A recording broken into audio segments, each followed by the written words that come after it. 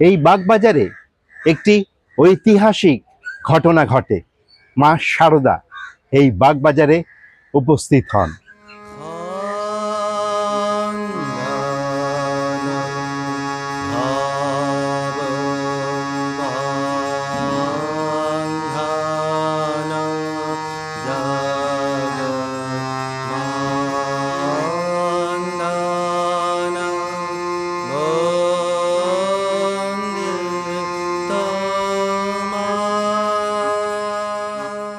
মায়ের এই আগমনটাকে একটা ঐতিহাসিক ব্যাপার হিসাবে আমরা ধরে নিই।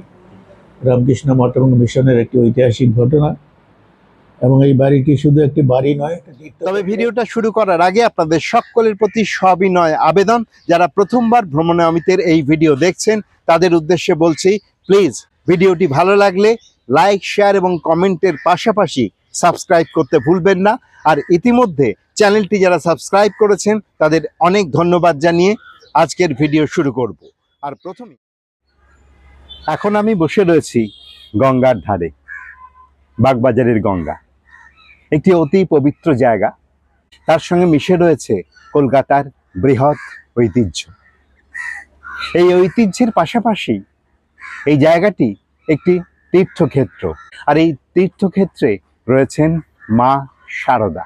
ঠাকুর রামকৃষ্ণ স্থূল দেহ ত্যাগ করার পর মা বিভিন্ন জায়গায় ঘুরে ঘুরে বসবাস করতেন। স্বামী বিবেকানন্দ চেয়েছিলেন মা এক জায়গায় স্থায়ীভাবে স্থিত হোক, আর সেই কারণেই একটি বাড়ি তৈরি করার পরিকল্পনা হয়, যেটি রামকৃষ্ণ মঠ ও মিশনের উদ্বোধন কার্যালয় বা মায়ের বাড়ি নামে সারা পৃথিবীতে বিখ্যাত। মায়ের এই উদ্বোধন লেনের বাড়িতে পদার্পণের স্মৃতিকে স্মরণ করার জন্য প্রত্যেক বছর একটি নির্দিষ্ট তিথিতে মায়ের পদার্পণ উৎসব পালন করা হয়। এবারও 18ই জুন 2026 অর্থাৎ কাল বৃহস্পতিবার এই উৎসব পালিত হবে সকাল থেকে সন্ধ্যা পর্যন্ত। আর এই মুহূর্তের সাক্ষী থাকতে আপনারাও আসতে পারেন 18 তারিখে। কিভাবে আসবেন, কোথায় আসবেন, কখন থেকে এই স্মরণ অনুষ্ঠান শুরু হবে এবং কখন পর্যন্ত চলবে, এই সমস্ত বিস্তারিত তথ্যের পাশাপাশি এই বাড়ি অর্থাৎ বর্তমানে যেটি মায়ের বাড়ি নামে পরিচিত, এই বাড়ির ইতিহাসও তুলে ধরব আজকের ভিডিওতে। আর প্রথমেই আপনাদের জানিয়ে দেব আপনারা মাতৃমন্দিরে পৌঁছবেন কিভাবে। আজকের গন্তব্যে সড়ক, রেল ও জলপথে পৌঁছানো যায়। প্রথমে জানাই আপনারা রেলপথে কিভাবে আসবেন। দমদম থেকে মাঝেরহাটগামী চক্র রেল ধরে আপনাদের প্রথমেই পৌঁছতে হবে বাগবাজার স্টেশন থেকে মায়ের বাড়ি হাঁটা পথে 5 মিনিট। জলপথে হাওড়া স্টেশন সংলগ্ন ফেরিঘাট থেকে লঞ্চ পরিষেবার মাধ্যমে বাগবাজার ফেরিঘাট পৌঁছে 10 মিনিটে মায়ের বাড়ি। এছাড়া শিয়ালদাহ বা হাওড়া থেকে সরাসরি বাগবাজার পৌঁছানোর জন্য প্রচুর বাস রয়েছে। আজকের গন্তব্যে আপনারা কিভাবে পৌঁছবেন সেটা আপনাদের জানালাম। আর এই মুহূর্তে আমি দাঁড়িয়ে রয়েছি, আমার পিছনেই যে তোরণটি দেখতে পাচ্ছেন এটি হচ্ছে মা শারদা তোরণ। এই তোরণ পেরিয়ে এখন আমরা যাব উদ্বোধন লেনে। বাগবাজারের এই স্থান অতি পবিত্র। অদূরেই বলরামবাবুর বাড়িতে ঠাকুর এসেছিলেন। এখানেই সিস্টার নিবেদিতা দীর্ঘদিন দেশ সেবার কাজ করেছিলেন।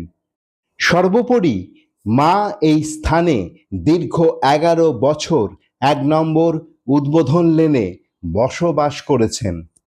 এই মুহূর্তে আমরা দাঁড়িয়ে রয়েছি উদ্বোধন লেনে। আপনারা দেখতে পাচ্ছেন অস্থায়ী প্যান্ডেল, যেখানে মায়ের পদার্পণ উৎসব অনুষ্ঠিত হবে। স্বামী বিবেকানন্দের ইচ্ছায় এবং স্বামী শারদানন্দের আন্তরিক চেষ্টায় এই ভবন নির্মাণের পর আজ থেকে ঠিক 117 বছর আগে মা শারদা উদ্বোধন ভবনে পদার্পণ করেন। বর্তমানে এই বাড়ি মায়ের বাড়ি নামে সারা পৃথিবীতে পরিচিত এবং পশ্চিমবঙ্গ সরকার দ্বারা হেরিটেজ গ্রেড নাম্বার 1 ভবন হিসাবে স্বীকৃত। মায়ের বাড়িতে প্রবেশ করার ঠিক আগে বাঁ দিকের দেওয়ালে একটি সময়সূচি দেওয়া রয়েছে, যে সময় সূচি অনুযায়ী মায়ের দর্শন পাওয়া যায়। তো সেটি আপনাদের দেখিয়ে দিলাম। এই মুহূর্তে আমরা দাঁড়িয়ে রয়েছি প্রধান প্রবেশদ্বারের ঠিক সামনে। আপনাদের দেখিয়ে দিই, প্রবেশদ্বারের একেবারে ওপরে পাথরের ওপর খোদাই করে লেখা রয়েছে শ্রী শ্রী মায়ের বাড়ি, দ্য মাদার হাউস। মায়ের বাড়িতে প্রবেশ করেই প্রথমেই উপস্থিত হলাম ইনচার্জ মহারাজের সামনে। তার থেকে অনুমতি নিয়ে এখন সমগ্র বাড়ি আপনাদের সামনে তুলে ধরব। আর প্রথমেই আপনাদের জানাবো এই বাড়ির প্রকৃত ইতিহাস। এই বাড়ি তৈরি করেছিলেন স্বামী শারদানন্দজি মহারাজ, প্রথম সাধারণ সম্পাদক মঠম মিশনের। তিনি মায়ের সেবকও ছিলেন। স্বামীজির একটা ইচ্ছা ছিল মায়ের জন্য একটা স্থায়ী আবাস দরকার। কলকাতাতে সংখ্যা বাড়ছে ভক্তদের, আর বিভিন্ন জায়গায় থাকাতে মায়েরও থাকতে অসুবিধা হয়। তো সেটি গঙ্গার ধারে হলে ভালো হয়, যাতে মা গিয়ে গঙ্গা স্নান করতে পারেন। তো সেরকম জমি তখন পাওয়া যাচ্ছিল না, আর্থিক অনটন নানা কিছু ছিল। শেষ পর্যন্ত এক ভদ্রলোক কেদার দাস বলে, তিনি এই জমিটি দান করেন মায়ের বাড়ি নির্মাণের জন্য। 1908 সালে বাড়ি সম্পূর্ণ হয়ে যায়। এই বাড়ির নিচের তলাতে উদ্বোধন কার্যালয় চলে আসে। দোতলাটি ফাঁকা থাকে মায়ের জন্য।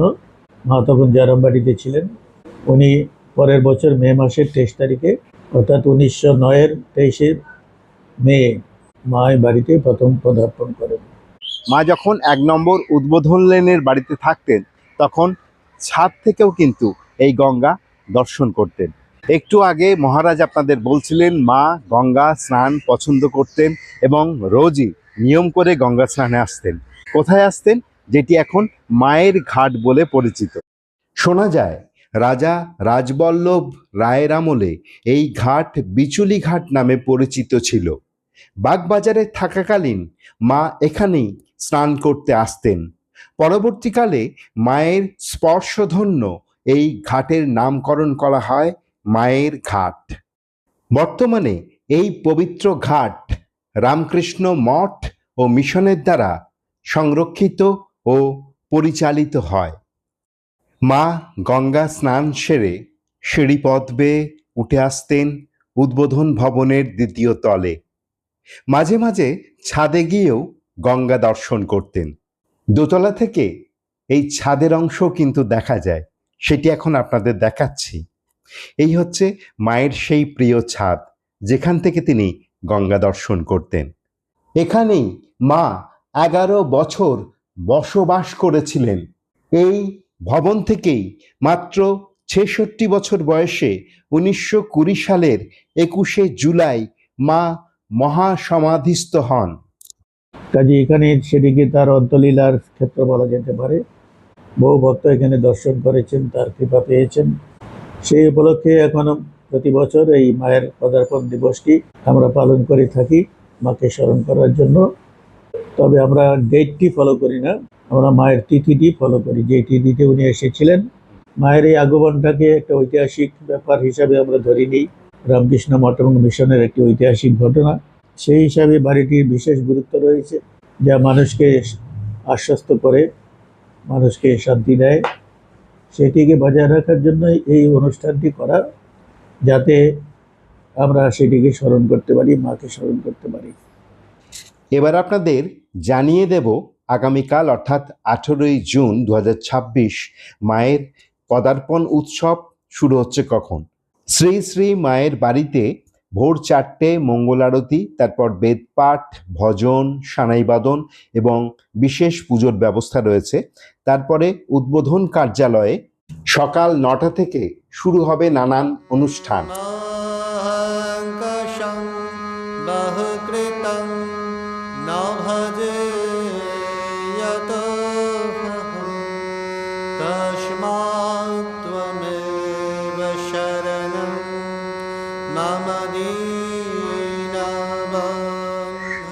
আজকের ভিডিওটা এখানেই শেষ করলাম। আবার খুব তাড়াতাড়ি দেখা হবে নতুন একটা ভিডিও নিয়ে, ঠিক পরের পর্বে। আশা করি আজকের ভিডিওটা আপনাদের ভালো লেগেছে। যদি ভালো লাগে তাহলে অবশ্যই লাইক, শেয়ার এবং কমেন্ট করতে ভুলবেন না। আর ভ্রমণামিতের চ্যানেলে যারা প্রথমবার এলেন এবং ভিডিও দেখলেন তাদের উদ্দেশ্যে বলছি, প্লিজ প্লিজ প্লিজ সাবস্ক্রাইব করুন এবং ভ্রমণামিতের সাথে থাকুন, পাশে থাকুন। সকলে খুব ভালো থাকবেন। আজকের মতো টাটা।